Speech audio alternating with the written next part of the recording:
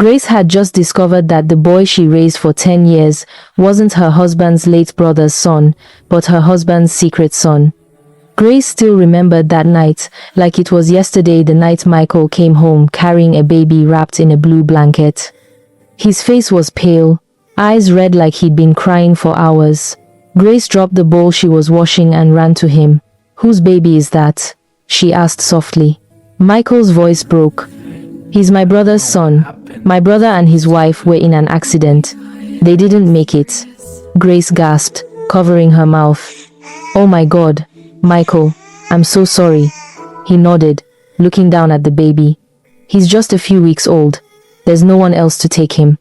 I can't let him go to an orphanage." Grace didn't hesitate. "Then he'll stay here. We'll raise him."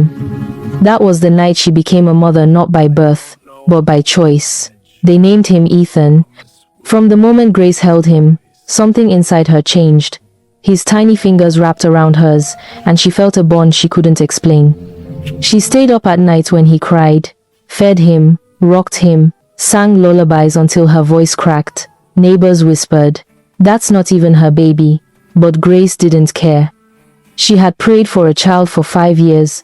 Maybe, she thought, this was how God answered in a way she didn't expect. Michael worked long hours, leaving early and returning late. Grace didn't mind. She was happy, busy with little Ethan's laughter, filling their small home.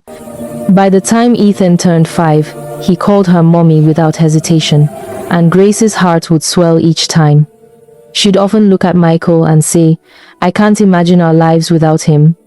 Michael would smile, but his eyes, she later realized, always shifted away.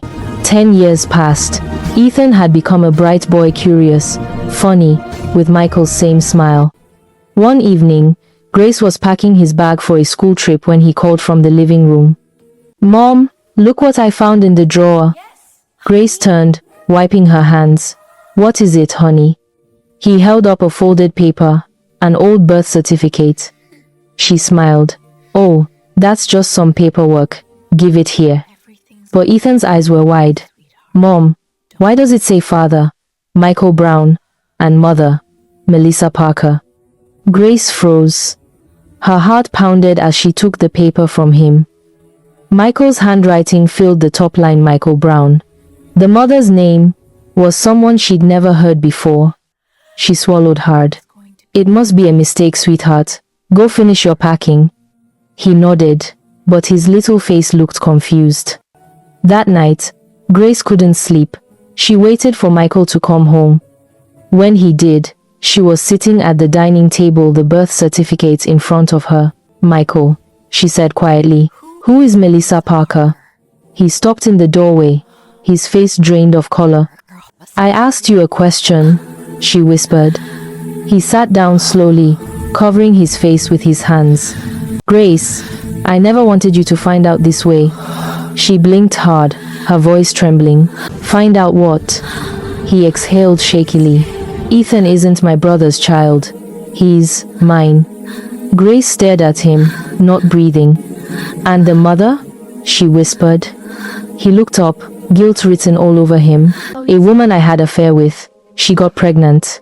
She left the baby with me and ran away. I didn't know how to tell you. I was scared you'd leave me." Grace stood up, her whole body shaking. "You made me raise your child, your secret child, for 10 years. Tears spilled from her eyes. "You let me pray, cry, and thank God for a child I thought was a miracle. And it was just your lie." Michael reached out.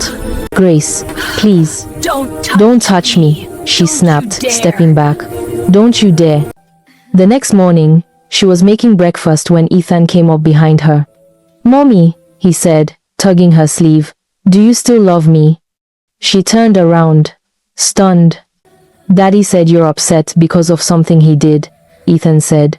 "But, did I do something wrong?" Her eyes filled with tears. She knelt down and hugged him tightly. "Oh, sweetheart, you didn't do anything wrong. You're my son. You'll always be my son." He smiled, wrapping his small arms around her. That night, Grace packed a small bag and stood by the Thea bedroom door. Michael looked at her, broken. "Grace, Please, don't go. She looked at him for a long moment, her voice calm but firm. You stopped being my husband the moment you lied. Michael broke down, nodding silently. Grace sighed deeply and looked toward Ethan's room, the door slightly open, his nightlight glowing. She walked in quietly, kissed his forehead, and whispered, I'll always love you, my boy. Then she left, not with hate, but with peace.